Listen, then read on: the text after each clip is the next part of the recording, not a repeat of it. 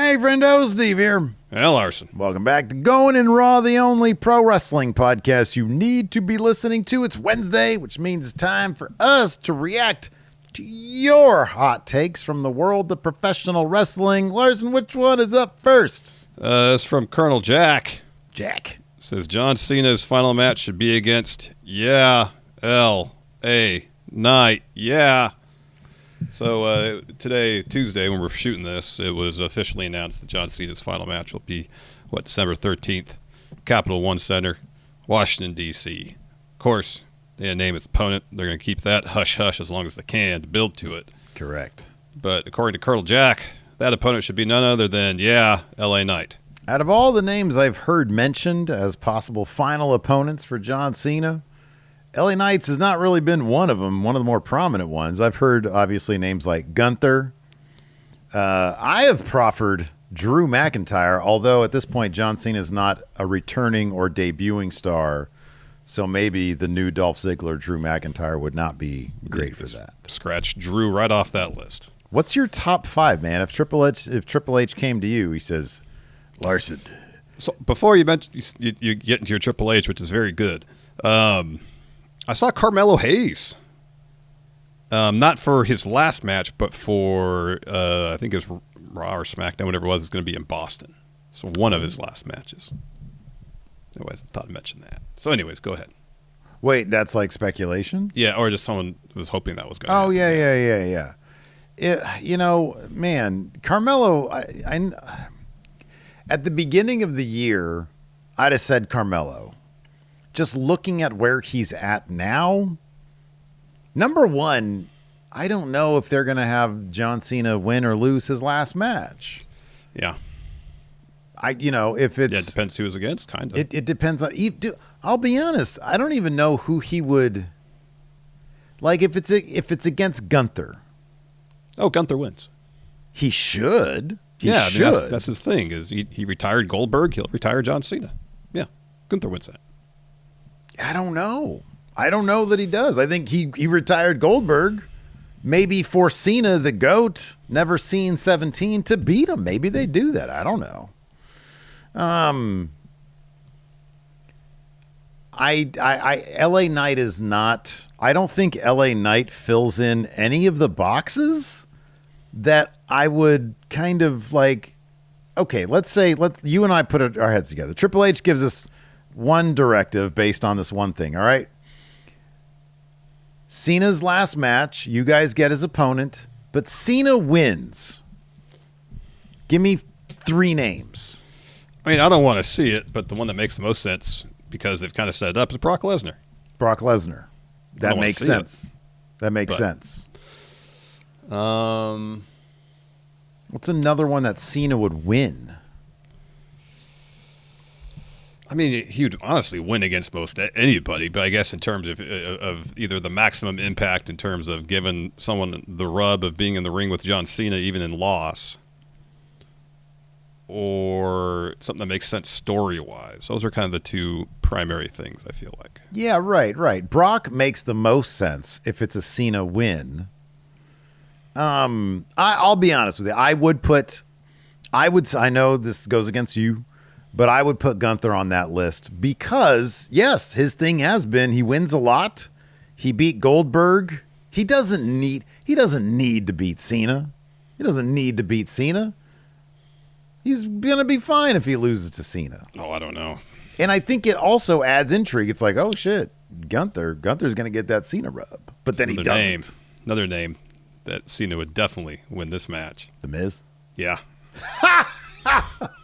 He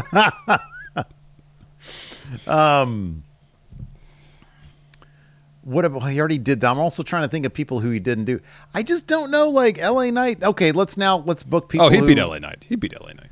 Let's find people who, like, what makes sense for Cena to lose his last match. Drew McIntyre would be tops for me. At this point, I feel like Drew would come up the losing end of that. If he hadn't confronted Jacob Fatu, would you think differently? No. Nope.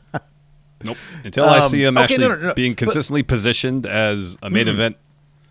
What? I'm saying, who would we book to beat John that could really get something out of it. Oh, yeah. And I think Drew would be at that point, if it wasn't for the Jacob Fatu thing, coming off of like a controversial loss to Cody Rhodes or not, whatever it is. I think Drew retiring John Cena, yeah, I think he could benefit from that. Seth Rollins. Yeah, I think Seth is up there too. And they could do the weird thing. WWE would start doing this weird thing where like, oh, the world title's on the line in his last match. They did that with Goldberg also. Yep. But LA Knight, he doesn't check any of the boxes. Check any of the boxes. Like if he loses, it just sort of hurts his current cause, which is I want world title. So it doesn't really help that. But if he wins, it's not like, now I'm front of the line to get a world title shot. There's a lot of people, like Carmelo is a guy that if he beats John Cena, I mean, if Carmelo retires John Cena, yeah. I mean, that's the deal. It's not like an Austin Theory situation.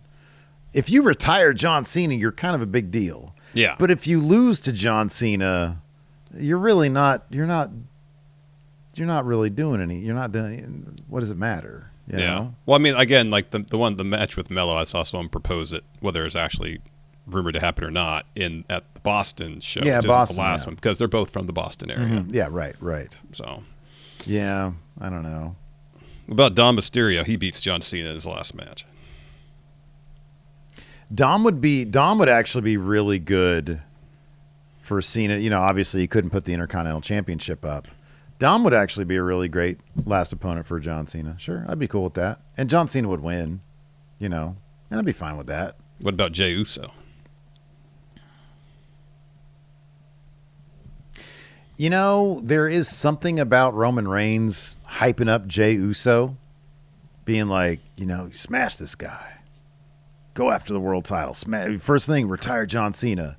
And then Jey loses, and what does that do to Jey? Mm-hmm. I don't dislike that. Number one name on my list, Rusev. Have Rusev retire John Cena. Well, you would think that the plan, Rusev beats John Cena, Rusev is champion. Yeah. Yeah, I don't know what to tell you about Rusev, man. I feel like, you're going to get your hopes up on this Rusev guy, on Miro, and it's going to be depth guy. In all honesty, I had no legitimate hopes that he was going to walk out of Raw as Intercontinental Champion. I know, but it's fun to indulge in your fandom a little bit, be pissed off about it and stuff. I'm cool with that. I mean, don't get me wrong. He got robbed. Right. Exactly. I expected it to happen. That's what I'm talking about right there. I expected it to happen. Next one here from the Spectrum, 1989, says NXT No Mercy. No Mercy. Is what Wrestlepalooza should have been from what it brought to how it got the crowd going. NXT wins again. So let's use Triple H's 3-part criteria to analyze No Mercy. All right? So we were going to do a No Mercy review this week, and then we just sort of decided not to. All right, let's use a 3-part criteria. Okay. All right. Spectacle, surprises, and fun. All right, spectacle. Wrestlepalooza gets the edge there. A bunch of pyro. Yeah. A bunch of well-known mainstream stars on the show. Yes. Wrestlepalooza gets the advantage. Surprises. I did not expect Ricky Saints to walk out NXT champion. That was a legitimate surprise. So to be fair, I didn't know what to think. I was able to watch the main event before it was spoiled for me. So I didn't know, but also I was actually surprised. Yeah, that when he won off of a tornado, DDT. Fourth DDT, yeah. I was like, oh, I kind of like that. He just targeted his brain. He was like, I'm going to give this guy CTE on the way to the title. Mm-hmm, mm-hmm. I was surprised by that. Yes. So No Mercy gets the edge in terms of surprises. I was also I think I was more surprised that Brock squashed Cena though. I was more surprised at that than I was at Saints. I did think Obo was going to lose that title. Nah. I would say this. I feel like in the realm of surprises, bit of a wash. For me personally, it was All a right, wash. we'll disagree on that one. Finally, fun. This What is show was subjective, more fun? Larson. Larson, course. this is subjective. Of course it is. Which show was more fun? I will say this.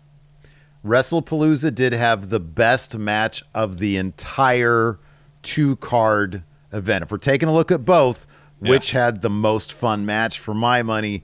Io versus Stephanie Vaquer. That was the best match, yeah. Otherwise, in terms of fun, I will say this. It wasn't really all that fun as a content creator that day, walking into like 15 fucking matches. That wasn't fun. Yeah, that was a long day. I gotta say Wrestlepalooza brought more fun, partially because you and I were talking so much shit about Triple H's 3-tier criteria. Mm-hmm. Wrestlepalooza to me, and then the next day with the C grade, that was a lot of fun. That was a lot of fun. For me, Larson, and we'll let you say in a second. For me, Wrestlepalooza wins again. I can't disagree with you. The best match of the two shows was obviously Io versus Stephanie Vaquer. Most of the fun, apart from that match, Wrestlepalooza actually had nothing to do with the show itself. It was everything else going on around it. Yeah, pretty much. I agree with that. But then also, like for me personally, No Mercy didn't feel that fun either. Like John Evans, one of my favorite wrestlers right now. Why is he in the first match and not in the main event? You know? Yeah. For every aspect of it, I enjoyed because I thought his match against Josh Briggs was pretty solid. I thought it was a good match. Yeah. Yeah, it might have been the best match on the card in my estimation. Nonetheless, my thought is, why isn't Javon challenging Oba for the title and winning it? Because that seemed to be a story arc, you know? Yeah. So, yeah, I guess I got to give the edge to, begrudgingly somewhat, the edge to Wrestlepalooza. Wrestlepalooza wins again. Try next time, NXT. I will say this. I did notice this on the social media. It was nice for NXT to get the night to themselves. It was. You know, like it got some good buzz. It got some good online traction. Which one was it that like AEW ran against and like it was I think the weekend of Evolution rather, and nobody was talking about it was a complete afterthought. Battleground or something like that. Maybe, yeah. This is what happens when you have the whole night to yourself. NXT wins again on that night. But overall, compared to Wrestlepalooza, maybe next time NXT. Maybe next. Hey, you know what? It's always good. It's always good to think about what you could do better and then come back next time. Speaking of which, Jeff, with a hot take, says the NXT TNA partnership isn't helping either brand at all. I feel like it's helping TNA because like their crowds are the largest they've ever been. Didn't they like break a record? Yeah, for what, Bound for Glory? Yeah, they broke a record. I think Slammiversary it was, I think. Their pay-per-view buys are up, profits up, or at least gross is up. There seems to be a lot more talk of them maybe getting a TV deal. They might get a $10 million TV deal. Huge. Which, according to Santino, even in light of AEW's $180 million yearly they're getting, would put TNA bizarrely at the number 2 spot. Yeah, I saw that too. I don't know about the math on that situation, but well, it depends what the metrics, what criteria he's using. Obviously, three tiers, spectacle, surprises, and fun. Yeah.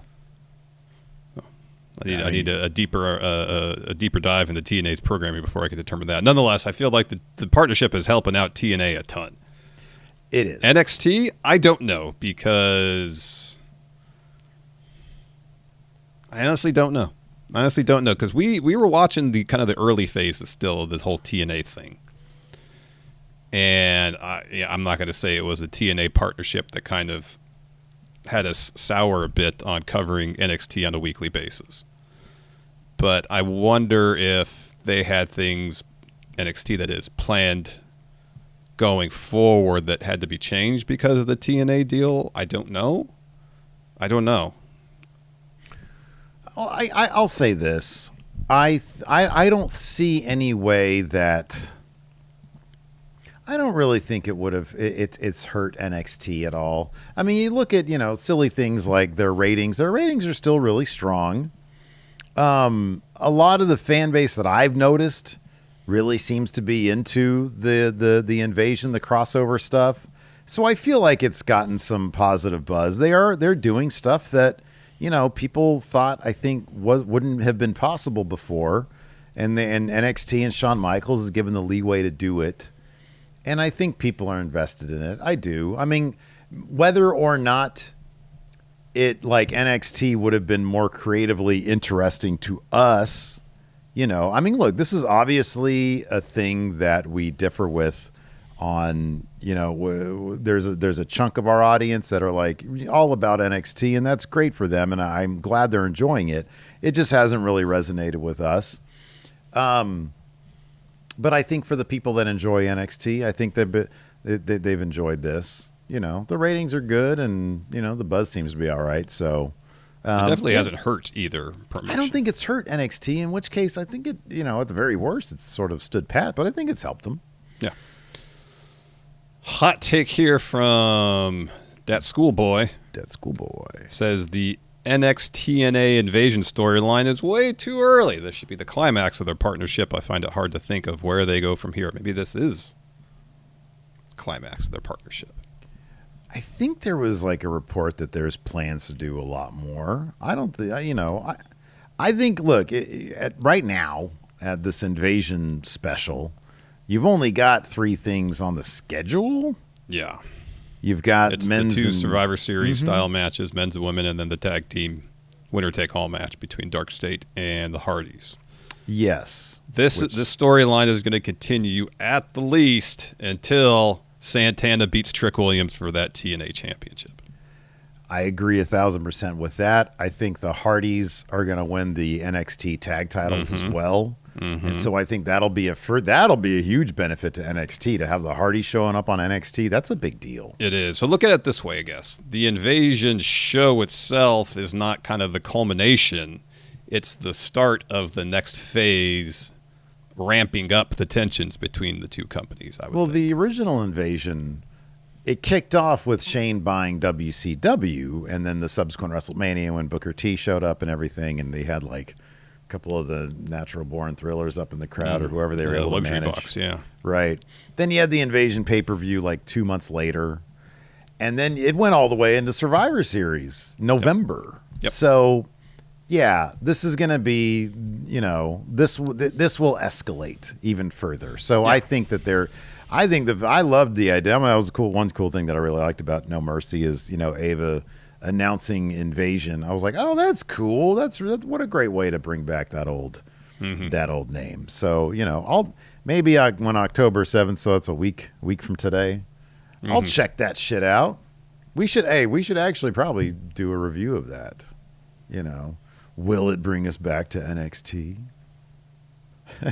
What was that look on your face? Skeptical. I'm skeptical.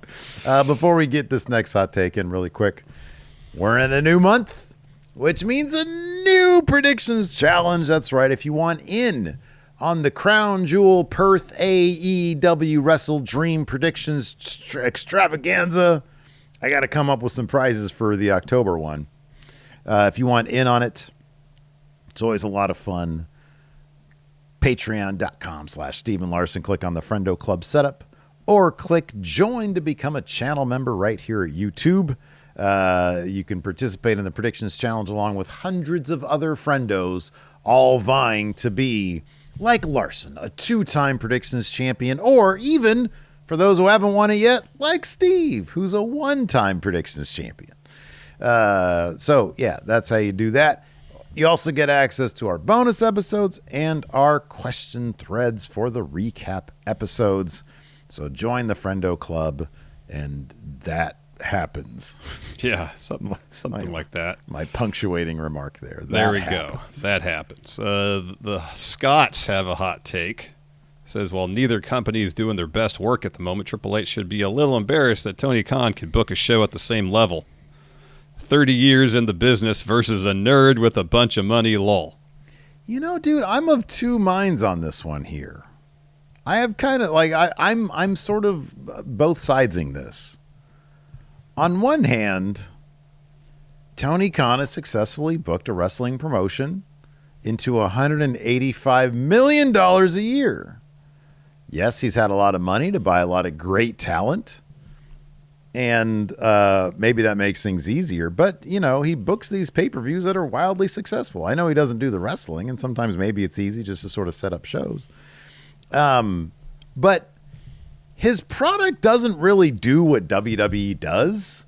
So much of his product relies on the wrestling. And he doesn't do that. WWE, in my estimation, books much more entertaining week-to-week stories that build in a way that naturally lead to the premium live event blow-off matches.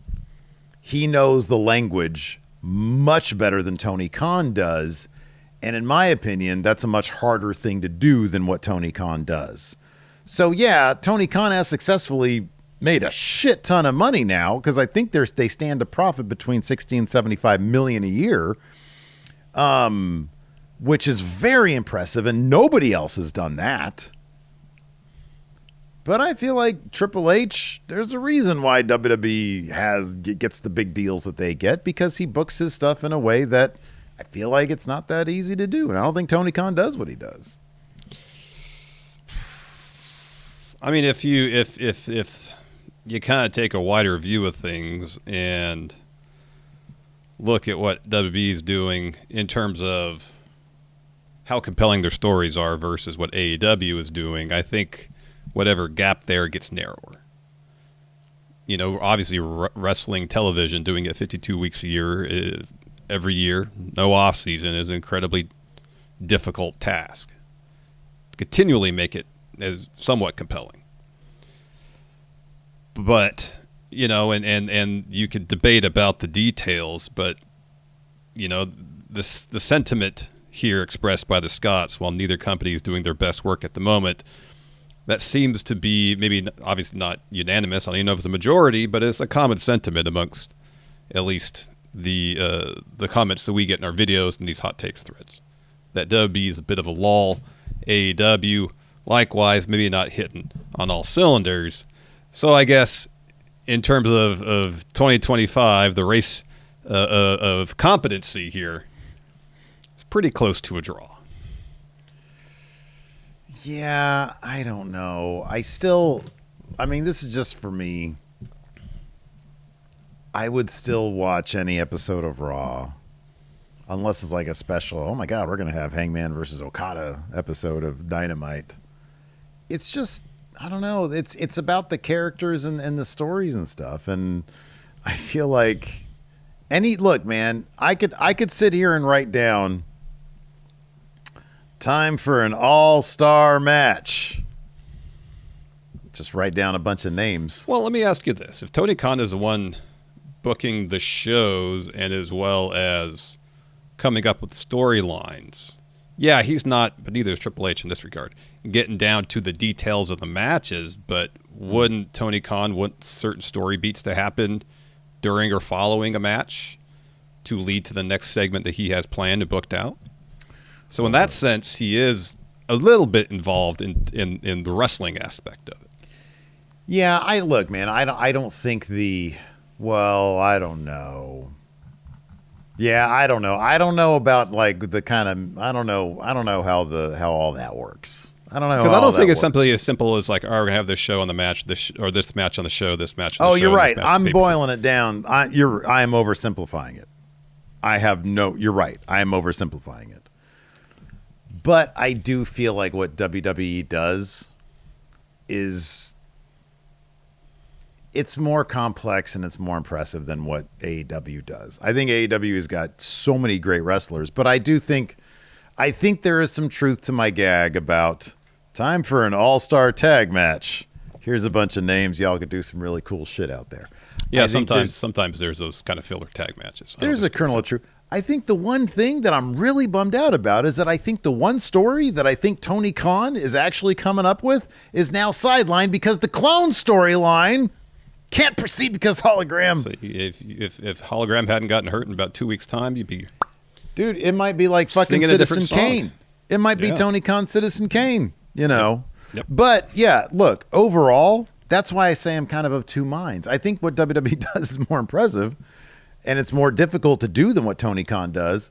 But if you look at it extremely big picture, That's what I was talking about. it's all pro wrestling, and the guy in very short period of time is profiting quite a bit off of him running pro wrestling. Yep. So that's why I'm sort of like on two minds here, man. What was this? Bungie Man. Bungie, man. 28 says WCW could have absolutely worked as a third brand after the invasion if they just wanted to commit to it. Well, they couldn't find a TV partner to air WCW that wasn't at like 2 a.m. Wasn't that the thing? That was part of the invasion. Yeah, right? yeah. No, that was Guy Evans' Nitro book. I think had that. Here's the thing.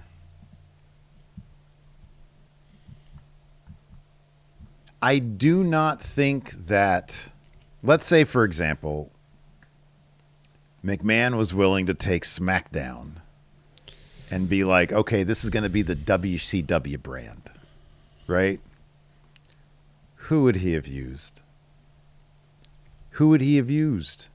Nope, he didn't. He had Booker and DDP at the outset. That's it. Lance Storm? I love Lance Storm. You and I both love Lance Storm. Yeah, he's great. He's not a marquee name that can anchor. Hell, DDP, probably their biggest name. Booker T was there with DDP, right? By the end. But Booker T really didn't come up until the very late stages of WCW as a main event player. He was not a Nash, a Hogan, a Flair, a Goldberg, a Sting, any of those big names. If there was some way they could have pushed off a year and had all those names under the same roof at the same time, all right, maybe it would have worked. But at the end of the day, you're just talking about, okay, could WCW have worked in the Thursday SmackDown slot? Yeah, but with WWE wrestlers. Yeah, they would have had WWE wrestlers fill out the roster. Yeah. It's not the same thing. It's nowhere close to the same thing. And it's kind of sad because on Twitter the other day, somebody had a clip of, because, you know, they had the big Booker T Buff Bagwell match that everybody shits on, right? But then they had on SmackDown the next day, they had Booker T versus DDP, I think it was. And it's just kind of sad because the caption was like, it's so depressing watching DDP audition for his job. Yeah. And you have that shitty like logo. It looked like they told ChatGPT to do it, but back in 1999 or 2001. 2001, yeah. They have that shitty new WCW logo. Nobody gives a shit. DDP's aura is gone because he got a haircut. And it's just like, it's so sad because, you know, it's just Vince back there like thinking, oh, I'm going to bury the shit out of this company. I don't care. Yeah. No, so unfortunately, there were too many forces against WCW being a proper brand. You know what they should have done? Rebranded SmackDown WCW, and anybody that was currently signed with WWE that had any time spent WCW, guess what? You're on WCW now. So you just got to see like, the Undertaker's face when Vince says, "You're in WCW now." He calls him up. Is this me and Mark Callis? Exactly. The fuck are you talking about? I'm the dead man. I ain't going over there, Vince. Nope, you work Tuesday nights now. You work Tuesdays. All right. Roster member of WCW. Yeah, I don't know if that would have worked. Hey, honestly, it'd be a stacked roster, though. Undertaker, Stone Cold, Jericho. Triple H. Triple Terror Rising's back? Yep. Fuck. The Giant. Was Raven still with the company then? Maybe. Yeah, the Giant. The Giant, yeah. Raven? I mean, Eddie and Eddie, Perry Saturn. Benoit, Perry Saturn, Malenko. Yeah. Ray. Fuck, that's a fucking loaded roster right there. Know. Okay, if they'd have done that, ooh, it's a hot show right there. What? Let's see here. Kamo Mustafa WWE says Blake Monroe should be TNA champion instead of Kalani Jordan, It would be an intriguing way to extend her feud with Jordynne Grace, and since NXT is the heel of the story, a heel should carry the title to Bound for Glory. NXT is considered the heel in this story? Well, from TNA. Oh, sorry, they are. Yeah, I'm sorry. I thought they were talking about TNA. Okay, sorry. Yeah, from TNA's perspective. NXT right. is the heel. Yeah. No, absolutely. Yeah. My brain was saying TNA when I said NXT. Yeah, I don't disagree with this. I think Blake Monroe would make a killer TNA champion as sort of their main heel. Yeah, that'd be cool. I'm down with that. Kalani Jordan was a weird choice to me. Because I don't even know. I don't know what led. Guy. I mean, obviously, it all fell into place pretty quickly after Ash by Elegance vacated the title. So I don't know what we don't know what led to the as far as the decision about who would be the participants in that match. As far as I know. Well, no, it was a battle royal. Oh, okay. And the winners, like the two okay. left Well, standing. they still how they decide on those two winners? Oh, you mean like backstage? Yeah. Right. Yeah. No. Yeah. I feel you. Yeah. Yeah. I don't know, because if it was originally going to be, that's weird. Because if it was originally going to be Masha versus Ash by Elegance, Masha had to drop out, and then Ash had to drop out. And then they were like, well, this is a good time. Maybe the point, maybe it was originally going to be like they have that match. I mean, do they have a cash-in thing where like somebody from NXT could have come in and like cashed in somehow? TNA, they're weird that way. They do weird shit. They have that. They have the trophy you can cash in. But like, would Kalani have come in at the end and been like, oh, you just got your ass whooped, but you came away with it, but you're too much of a coward to take me on because I'm from NXT or some shit like that, and then they just do it. TNA always does weird shit like that. Yeah, I don't know. But, the process by which they made the decision to have Kalani win would be interesting to hear about. Yeah, no, I don't know. But Blake Monroe would definitely have been an interesting option. Mm-hmm.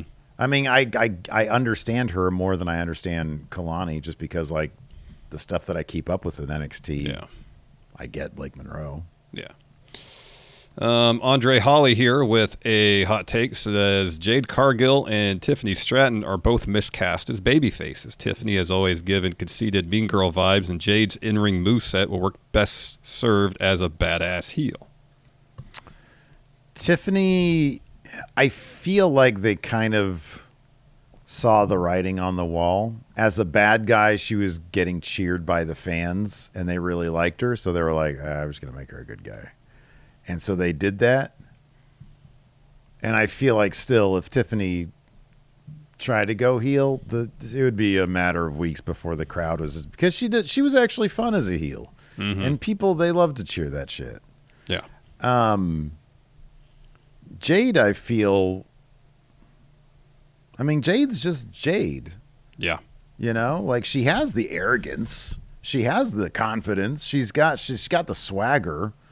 She's one of those people that just sort of is like a force of nature, man. Yeah, exists above the heel face dichotomy. It'd be silly if she cheated.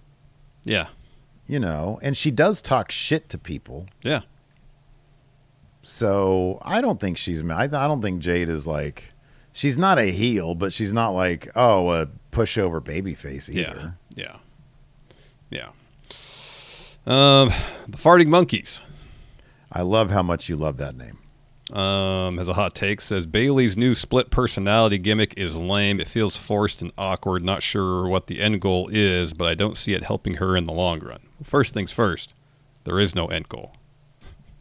It's probably a concept they thought could work. It's getting by on Bayley's dedication to it at this point. You can tell she's having fun with it, and that's kind of helping getting it over, I think, a bit. I feel like she has such a rich history with each iteration of her character, because each iteration of her character has been strongly defined. That's why, in my opinion, this works. I will say this, the video packages didn't always land that preceded her actually returning, because from a production standpoint, it was kind of confusing how we could hear both her and her inner monologue, Yeah, that's one of the... I'm kind of curious, like, how that resonated amongst a more general audience, because you and I immediately were like, okay, that doesn't work. But to an audience that isn't so finicky about production things, because you and I are pretty finicky when it comes to production things. Yes. I kind of wonder if it got more of a pass. Oh, I'm sure. I sort of like the video package at the beginning of Raw with Asuka and Kyrie where they were breaking the 180 line all over the place. Dude, that was killing my soul. Oh, my God. Most people Cameras here. concern themselves with that. It's only when there's like people, in motion, and like in one shot they're going one way and the other shot they're going the other way, relative to screen direction, that people might get kind of confused by it. But generally, for the scene where someone's talking and they're breaking the 180 line, people don't generally care. I think you're probably right. But maybe like subconsciously they observe that something's kind of wonky, but I don't think it would take them out of it. It took me out of it. Yeah. I was like, why don't they just have Asuka staring into the camera? It makes a lot more sense. You're addressing the people in the ring. Yeah, I hated that. God, I hated that. But getting back to Bayley, I think they probably have something a little bit more planned out than you're suggesting, but not quite an actual end game. Yeah, I think short term they have something planned out, but in terms of where this character is going and how it evolves and kind of resolves itself. Is it ever going to be a solid thing that sort of has a new status quo for her? You think that they don't have that in stone yet? No, I think short term, as it relates specifically to Lyra, they have a short term plan. Yeah, but they don't know where this is going to land. No. I think you're probably right about that. That's kind of like the general gist I get about like anything in wrestling is short term they have a plan for it, maybe even some vague intermediate plans, but long term, very rarely in terms of character change. Yes, this is where we want this character to go at this point. Well, look at what happens long term when they do, like in October and Unreal, they've got like a bunch of shit penciled together like it's We Book Raw, and then like by the time actual WrestleMania happens, like none of this is happening. Mm-hmm. So I just think, that's just how wrestling is. It's just how wrestling is, yeah. Yeah. The bumbling mum, okay, the hot take, says wrestling is at its best when you're at a quality indie show with at most a couple hundred people in the crowd. The connection you form with the wrestlers and the people around you is more meaningful than being in a sea of 10,000 people for a SmackDown taping. Same applies to concerts. You know what? Okay, so number one, I definitely agree with concerts. I don't like arena shows. But I will say this. There is a singular event that you and I have been to, and it's the very first All In, where it was 10,000 people with the vibe of several hundred people. That was amazing. Yeah. You don't get that very often. No. There's benefits to both situations. Mm-hmm. Obviously where I am now, I vastly prefer going to the small indie show. Oh, yeah. For the reasons mentioned here. Like going to a TV taping for any televised wrestling show is like the flow of the show just isn't great. You're sitting there, you're enjoying something. TV commercial break, you gotta sit there. Yeah. For hold. Yeah, 2 or 3 minutes. All right. That being said, and it's very specific about what the event is, and there's something to be said for a large group of people experiencing the same thing collectively. Mm-hmm. Sure. Yeah. And sometimes there is magic to that. Mm-hmm. Yeah. I could think of going to concerts, huge concerts, and something just really magical happens and everybody's there experiencing it together. And it's a memory they're going to have for the rest of their lives, being there with 10 or 20 or 40, 50,000 people experiencing that together and the magic of that moment. There's something to be said for that. Likewise, there's something to be said if you're in a club with 200 of the people seeing a band play, and maybe a band you're like, oh shit, I get to say I saw this band when they were playing these clubs before they start playing arenas. There's something to be said for that too. Yeah. The other thing about being in a small wrestling venue with like a couple hundred people is like, a lot of people don't wear deodorant, and they really should. Yeah, because they stink. Generally speaking, going to SmackDown tapings, people People are paying a lot of money. They're going to put in for some deodorant. And little indie shows pay $15. Or I guess, like the counter argument to that is, all right, this month I got my budget here. Okay, they pay $500 for the SmackDown ticket, or I buy the $8 deodorant. Right. Sorry, I really want to go to SmackDown this month. No deodorant. Yeah. Josh Brown, we got some fun ones here. Josh Brown says, "My time is better than the game." He says, "Any day of the week." 1,000% agree. My time is Triple H's best theme. That's his best Jim theme. Johnston and the guy from the DX theme. Yep. Did that one. Yep. Let me think about this. I think I agree. Yeah, it does. It is better. Yeah. Now I guess the question is driving. What is it? It's just the It's the bass line. Dun dun dun dun dun dun dun dun. Yeah. Yeah, that's so good good. Stuff. Now, I guess the real question is of the three Motorhead Triple H themes. Is it the game? Is it time to play the game? Is it bow down the game, or is it evolution?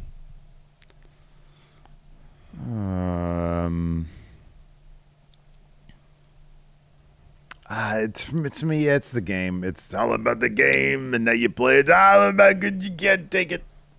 That's number one. Yeah. Evolution is actually a good song. It's got a little bit of meaning to it. I like it. Evolution is a mystery. I don't know what he says then.